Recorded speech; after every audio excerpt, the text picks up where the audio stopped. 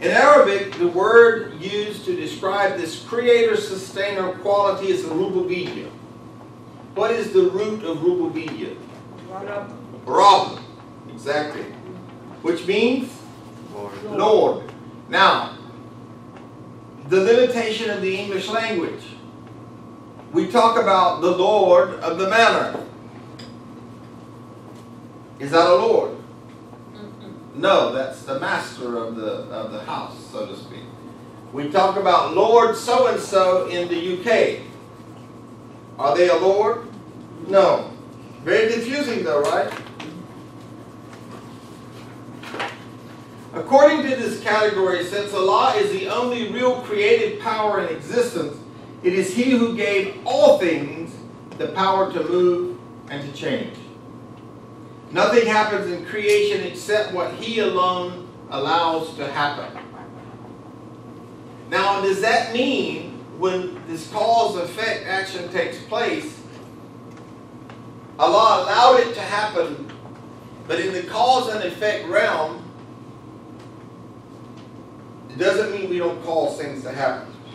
In other words, if I come over here and lift this table and throw it like that, it's going to go over on its side. It would appear to us in this dimension that I caused that. But could I have lifted it if Allah had not willed it? And this is where we really have to dig into our souls and accept that we can only accept what Allah has taught us about this, and that is why it's so important to have this class. So we can see what Allah has said and let that mull in our heart to becomes an external reality of the internal reality of Tawhid in our heart. Does that make sense? Alhamdulillah. That means all praise is due to God. Alhamdulillah, all praise is due to God. So, Tawhid al-Rububiyyah means to single out Allah in understanding His actions, like His creating, His providing, His bringing of life and death, and keeping order in all affairs. A Muslim must understand that Allah alone is the creator, the provider, the ever-living one in charge of all affairs, the Lord of all the worlds. Now when we say the Lord of all the worlds, what do we recognize and know? That Allah created men and, underline, what, finish that for me? Jinn. And jinn, for naught except to serve me. So there are other forms of beings. There are jinns. There are the shaitans. There are all kinds of beings out there. Some we know about, some we don't know about. So when you talk to me about aliens, it's not a foreign concept. Because it tells us clearly that Allah is the Lord of all the worlds. That means there's some other worlds out there that we don't know about, perhaps.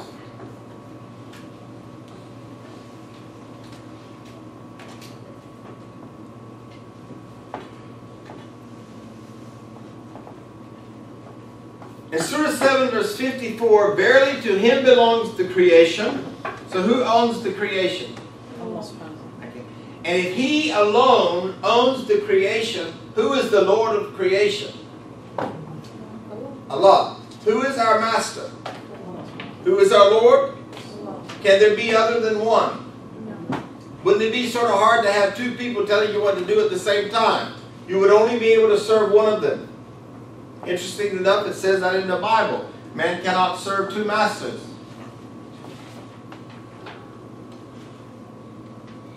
Verily to Him belongs the creation and the command. Blessed be Allah, the Lord of all the worlds. In recognition of this reality, Prophet Muhammad ﷺ used to often repeat the exclamatory phrase, La hawla wa la quwwata illa billah. Now, this speech, this sentence, this statement really speaks volumes in recognizing that there is no power, there is no movement, nothing happens except by Allah's will. You may say that I am in this dimension, the cause and effect, but really am I? Am I the cause? Not without the will of Allah. let's examine more verses that form the basis for the rububiyyah concept. In Surah 39, verse 62, and Allah created all things, and He is the agent on which all things depend.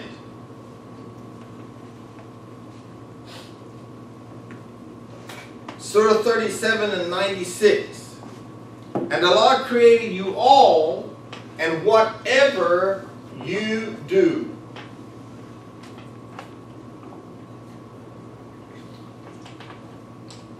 So whatever you do, Allah created it. And then gave you the will to choose what you did. But He does know it. Doesn't necessarily mean He likes it. But He actually knows everything that's going to happen. Another verse that's extremely powerful. It was not you who threw when you threw, but it was Allah who threw. Now, this was in reference to a miraculous incident which took place when the Prophet ﷺ gathered some dust in his hands and threw it at the enemy at the beginning of the Battle of Badr. Allah caused the dust to reach the faces of the enemy in spite of their great distance. All of the enemy were affected by this little bit of dirt or whatever it was, sand, in the Prophet ﷺ's hand. Did the Prophet do that? Yes? Yes. He threw it, but did he cause it to hit all of the enemies? No. Now, Surah 64:11, and no calamity strikes except by Allah's permission. And folks, you know what? I wish I could give anything in the world if somehow, by the Shah of Allah, I could inspire you to accept this verse. To really own this as part of your Tawhid. Because, remember, I'm going to come to this again. This is the piece that I can't wait to get to. The limitations of language. God knows the human condition, so He talks to us about calamities. But then He tells you that no calamity strikes except by my permission. So I've had cancer, I've had a stroke, and a multiplicity of other gifts from Allah. All of that took place with Allah's permission. And as a result of that, if I really believe in Tawhid, and I really have strong iman, faith in Allah, I don't question it because I know that it was by the Shah of Allah, and it is actually good. Doesn't feel good to my family. Doesn't feel good to some of us when it's happening, because not everybody can say, alhamdulillah, this is from Allah. And Allah understands that that's a human condition. So He speaks to us in this linear language. Language is linear in that we have a sentence that has a comma and a comma and a comma. This sentence built upon this sentence, and this sentence built upon that phrase and that phrase. Or the end of the sentence builds upon these phrases.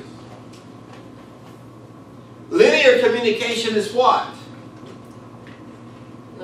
Limited. Communication with Allah on the vertical plane is infinite.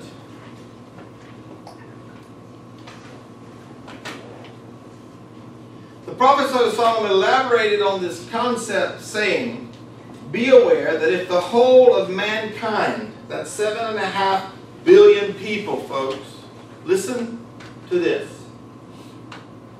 Be aware that if the whole of mankind gathered together in order to do something to help you, they would only be able to do something for you which Allah had already written for you. Likewise, if the whole of mankind gathered together to harm you, they would only be able to do something to harm you which Allah had already written to happen to you. Now, I'm blessed to be one of the people that literally believe this. So that, for some of you who don't know, I was a chaplain for 18 years in the prison system. And the last 8 years of my career, I worked, 70% of the people I worked with had life sentences. There were radical Muslims in those prisons, and they threatened to kill me twice, and weapons were found. They threatened to kill me more than twice, but weapons were found twice. And the administration sent a psychiatrist to see me, because they said I was crazy because I wasn't afraid. I didn't act afraid. Now, one time I was held hostage. And they had the SORT team, and I remember in my heart laughing at the scenario. I remember seeing through the glass that the SORT team was there with their gas and all of that stuff, and I was just sort of thinking, they can't do a thing unless it's Allah's will. So I told the psychiatrist, don't waste your time.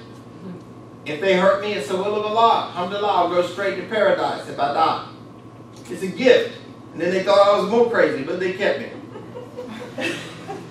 Part of the materializing and realizing Tawhid al-Rububiyyah is when what man conceives as good fortune and misfortune are merely events predestined and permitted by Allah as part of the test of this life.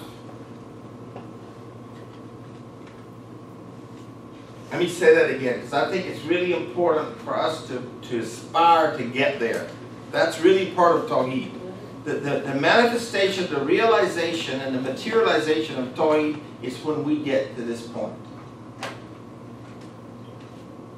And it's a test, and we're going to see the proof of that in a few minutes.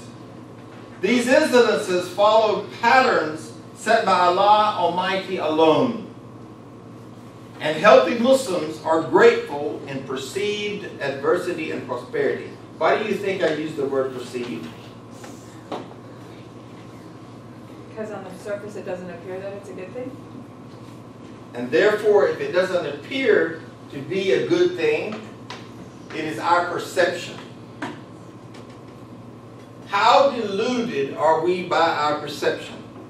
Delusional. And you want to talk about something that's limited? Delusional. You want to talk about something that's limited? Talk about perception. I'm scared. If I walk out this morning and look out the door, because I'm east facing, my front door, and I see the sun and I say, oh, well, look at that little plate suspended in the sky. Maybe like the little child within me comes out. And then someone who's very brilliant comes and says, no, Abdul Rahman, that is 160,000 times larger than the earth. I didn't perceive it that way. What about the perception that marriage is just going to be like paradise? It's going to be like Cinderella and the glass slipper. Yes. And the ones that are laughing, we all know about it. Perception. How many, listen, those of us who are married, how many perceive that I'm going to find my knight in shining armor? On a white horse! Yes, look around here, folks. Look. Now, I'm not going to ask you what you did here. All right, we're going to leave that by the shah of Allah. So, let me say this sentence again because it's paramount that you get this.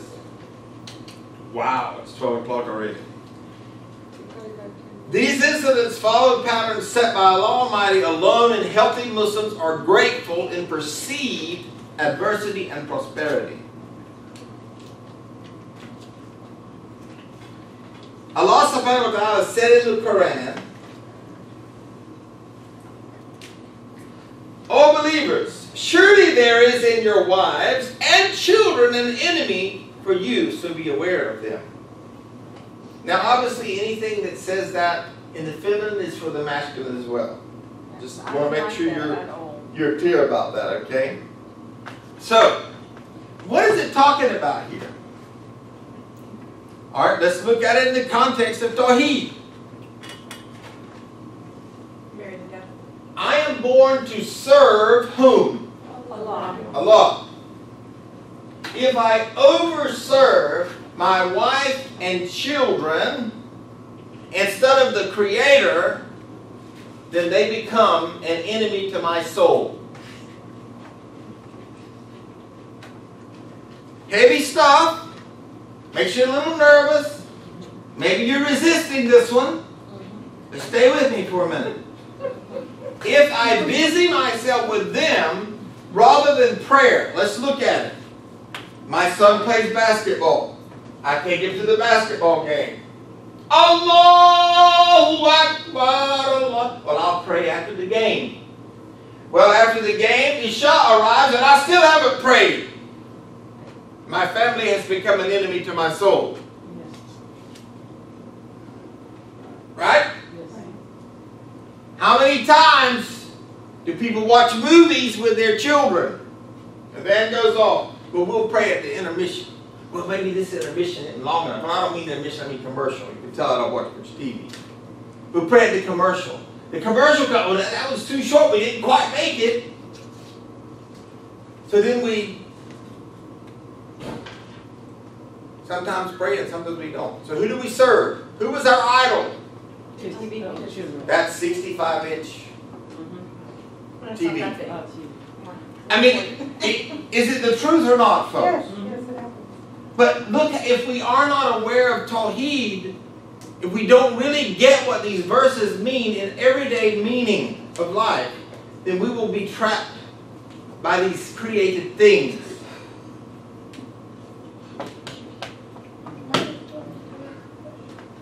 So your children diverted you from the remembrance of Allah, and whoever does that, then they are from the losers. That's what the rest of the verse says. From the spiritual losers, yes. So is this just putting people and things before God? Is that what this means? Absolutely. That's what that means. That when you do that, when you serve those people and those things, those created things, instead of the Creator, then you will be a loser spiritually. And that's a hard balance, yes. Does that not also show that you don't have faith in God, that everything the plan is already planned out, and that you're trying to create when He already has created? Well, I think that to say that you don't have faith, I would say that your faith needs to grow.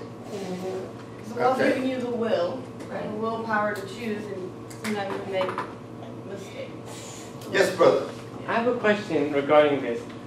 So, for example, your adhan goes off and you're in the middle of doing something very important, but if you drop it or something shifts, like it's going to take you another hour or so, what should you do?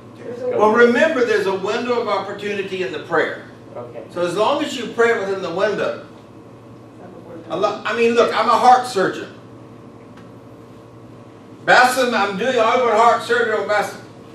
Is he going to be happy with me if I say, you know what, buddy, I got to go pray. Good luck to you. And I go off and do my prayer. I have a responsibility to save a life. Is like saving all mankind, 7.5 billion people.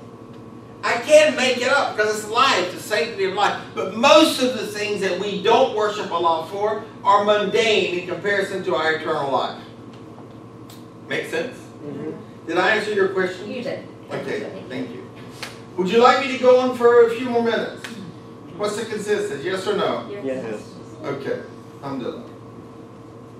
You can't tell that I get pumped up about this stuff, can you? Okay. So within the good things of this life, there are severe tests of one's faith in Allah. Likewise, in the terrible events of life, there lies tests as well. Now, part of Tawhid is recognizing that Allah absolutely promised you tests. Surely, we will test you with fear. Right now, a lot of people are afraid because of some of the things that are being said by certain political candidates. People are afraid, right? We will test you with hunger. That doesn't only mean physical hunger. Some of us have been without food.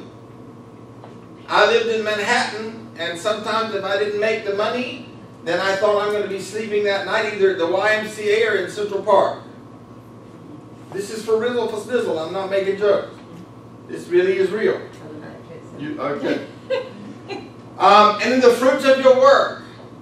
we as parents work very hard to try to make our children, not the word make is not the best word, but to help our children evolve to be the very best. Sometimes it happens and sometimes it does not. We work to build a business. Sometimes it happens and sometimes it does not. We are tested with all those things. Many of us have had homes and we have lost them. We are warned about this. And when I'm referring to my children, I just want to make sure that everybody knows I'm not talking about my daughter Camila. I'm trying to talk in general here because I'm very proud of Camila. Very proud of her practice of Islam, alhamdulillah, and her commitment to this faith and her desire to do what is right. So we are promised tests. Sometimes the patterns are seen, as in the case of cause and effect relationships, and sometimes they are unseen, as in the case when apparently good results come from evil means or bad results come from good means. Allah has explained that the wisdom behind these apparent irregularities is often beyond man's immediate comprehension due to his limited scope and knowledge. Goes back to perception. If you really want to understand how difficult perception is, for all of those people that are married in here, you know that your subjective reality is as far from your spouse's sometimes as the east is from the north. But you perceive that they can read your mind. Well, I don't understand why he doesn't understand what I'm saying. And I don't understand why she can't understand what I'm saying. She's not understanding what I'm That's saying. okay. Yeah. So, let's look at a very, very interesting verse. It is possible that you dislike something which is really good for you, or like something bad for you. But Allah knows what is best for you and you do not. How many times have we said, I just know this is exactly what we need? Give you an example. I had this goal before I became an imam to earn 6 figures again. I had earned 6 figures, I'd gone back financially, and I want to earn 6 figures again. I got offered a job to earn 6 figures again in California. This was back in 1989, somewhere around there. And at the second interview, I said to the guy, you know what, I'm not taking the job. He said, would you like more money? I said, no. I became a Muslim and I want to learn about my faith. And that's what I did. So I thought that the best thing in the world that could happen to me at the time, I was deluded to believe, was to make $100,000 a year again. And never in my mind thought about being a man. But God knew something that would not have looked good to me was actually good for me. And all of you, if you actually ponder, reflect, and contemplate on this, can come up with examples in your own personal life. Oh, I just feel terrible about this job. And it turns out to be the best thing since flush toilets for you. So, this concept of this verse actually begins by saying fighting, struggling is ordained for you. It's actually talking about jihad. Now we know that jihad is what? The struggle with the inner self. Now, I think that one of the biggest things we struggle with is Tawhid. Just getting in line with Tawhid. This is from Allah. Alhamdulillah. Allahu Akbar. I just broke my leg. Alhamdulillah, it's from Allah. Alhamdulillah, I'm in pain. It's killing me. I'm on morphine right now. But alhamdulillah, this is expiation for my sins. This is what the Islam teaches. But it is very difficult in the human condition for us to get to that place. Because what we say is, this sucks. man, this is really, this is terrible. Can you believe this? I mean, why am I having to go through this? What did I do wrong? Why is God punishing me? And we say all of these things because of perception, the way we perceive it. Our perception, when it is not in alignment and harmony with the Holy Quran, creates what for us? Problems. Because our perception is often a lie. If our perception does not say what Allah has said, our perception is a lie. Yes? I think probably that perception becomes reality for most of us. We don't think outside that bubble. We are taught, you're right, we are taught from the time we come out of the womb, if you see it, it's real. If you hear it, it's real. If you read it, it's real. But that's not the truth. Not the truth. So, I'm going to finish, if I can, this one slide, the information on this one slide. I want to use this example. We covet things as human beings. And we actually want things. And we think that thing is, if I buy that Armani suit, I'm going to be styling and profiling. I'm going to feel so good. We think that way, right? Some of us. Or if I just have that Coach bag, I'm going to be styling and profiling. But then we think that's good for us until we get that bill for $500. Never. Or our Coach bags are $2,000. How about that? Ever. My sister knows what I'm talking about. Yeah, that's right. So, is it good for me? I could have sworn to you when I was at the Millennium Mall it was good for me. When I walked past that store, I was convicted that that bag was good for me. But it wasn't good for me. What appears to be evil events in human lives sometimes turn out to be for the best, and what one perceives to be good things which people desire turn out to be harmful. I really want a BMW 7 Series. I got a little money saved and I can get the down payment. But then I got a $350 a month payment. I can't afford that. The Beamer is beautiful, but I can't afford it. Wasn't good for me. If you can afford it, it might be good for you. But it's not good for me. I'm on a limited income. So, nothing wrong with the Beamer. Please hear me out. Let me say that again. Nothing wrong with the Beamer. So, our realm of influence in the course of events which make up our life is limited to mental choice between options presented to us and not the actual results of our choice. So, our realm of influence, what is that? It's all the things that we're concerned about. Everybody agree with me? So, imagine I have a target. Not a good thing for a Muslim to have right now. Okay, so we have a circle here, and in that circle is you. What you influence. Outside of you is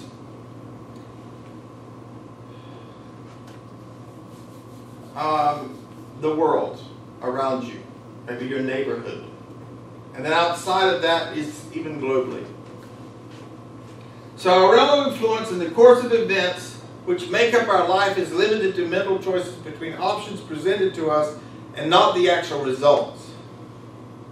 We think oftentimes when we're doing something that such and such will be the result, right? And oftentimes that's not the case. In other words, man proposes and the law disposes. When we talk about realms of influence, I just want to throw out an idea that came to me this morning at 6 o'clock when I was pondering and reflecting over this stuff.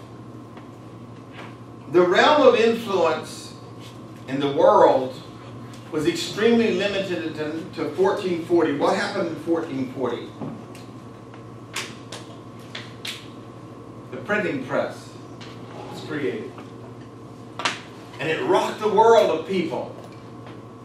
Influence meant that I could write a paper and somebody could read it and get my ideas. And then they could share that ideas with somebody else.